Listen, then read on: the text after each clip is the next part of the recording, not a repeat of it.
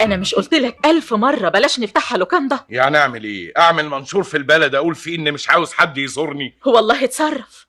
انت عارف ان الشقة اوضتين بس، اوضة نوم واوضة جلوس والانتريه في الصالة، يعني ما عندناش مكان للضيافة. طب تفتكر اقول لعم بلاش تيجي تزورني؟ انت عارفه ان قرايبه ومعارفه في مصر كتير جدا، ولو حس ان احنا مش عاوزينه هيروح عند اي حد تاني. مع الف سلامة، المركب اللي تودي. ولما يقولوا في البلد ان عمه نزل عند حد تاني. انا ماليش دعوة بالبلد، انا ليا دعوة بالحوسة اللي انا بتحط فيها. طب وحياة ابوكي بقى وطي صوتك وبلاش خناق. انت ناسه ان احنا هنا في عياده الدكتور، الناس ابتدت تبص علينا. انا ماليش دعوة. يعني هو انا رحت قلت لعمي تعالى يا عم انزل عندي؟ لا هي وده معقول؟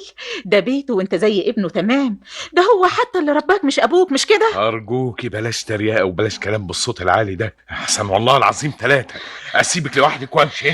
يعني هو انا بس اللي اتحطيت في الغلب ده لوحدي؟ اعمل ايه بس يا ربي، اعمل ايه؟ كريمه انا لاخر مره بقول لك بلاش نتناقش قدام الناس، خلي مشاكلنا نحلها ببيتنا.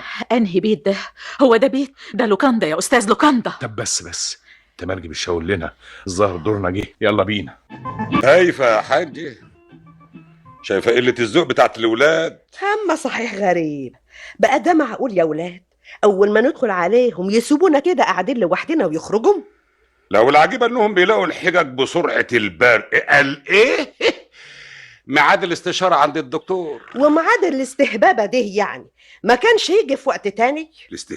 الاستشاره يا حاج اسمها الاستشاره. ودي معناتها ايه بقى يا حاج؟ يعني يستشيروه، ياخدوا رايه، يعني ياخدوا رايه كده في حاجات بخصوص الواد يعني.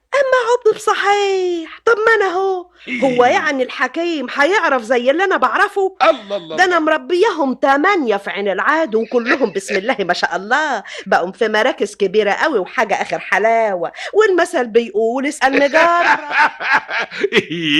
هو انت كمان هتعرفي في الطب كمان يا حاج؟ يمكن الواد هيكون عيان ولا حاجه. يا حاج ربنا يستر يا اختي. طب ده انا الواد من دول كان يبقى سخن بيفرفر زي الفرن المحمي، وشويه كمادات ميه ساقعه من تحت الزير مع برشامتين يبقى زي الحصان. بس هم ولاد اليومين دول اللي طالعين فيها. طب ده احنا ما كناش نعرف طريق الحكيم الا لما يبقى خلاص قطع النفس. يبقى خلاص يعني ايه يا حاج؟ يعني خلاص الواحد من دول تقول عليه يا رحمن يا رحيم. شفت قلة الذوق اللي على الآخر كمان يا حاج؟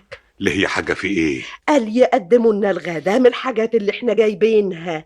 عدم استعنا وقلة ذوق. طب افرض يعني ان احنا ما جبناش حاجة معانا. يا دي العيب يا حاج، ندخل بايدينا فاضية؟ انا بقول افرض يا حاج افرض. ايوه صحيح، لكن يمكن ما عندهمش حاجة، مش عاملين حسابهم يعني. وهو انا يعني كنت بعمل حسابي؟ طب ده انت في اي وقت تيجي ومعاك ان شاء الله يكون 100. بس ساعة ما تقول وضب الاكل يا حاجة تلاقيني هوا اجهز كل حاجة. ايوه يا ست، بس انت عندك تخزين الدقيق والفراخ وكل حاجة تحت ايدك، لكن دول الله يكون في عونهم، دول بيقفوا قدام الجمعية علشان يشتروا حاجة واحدة بس. ايه بس برضه اللي تستعنى اهم مسلم اهم.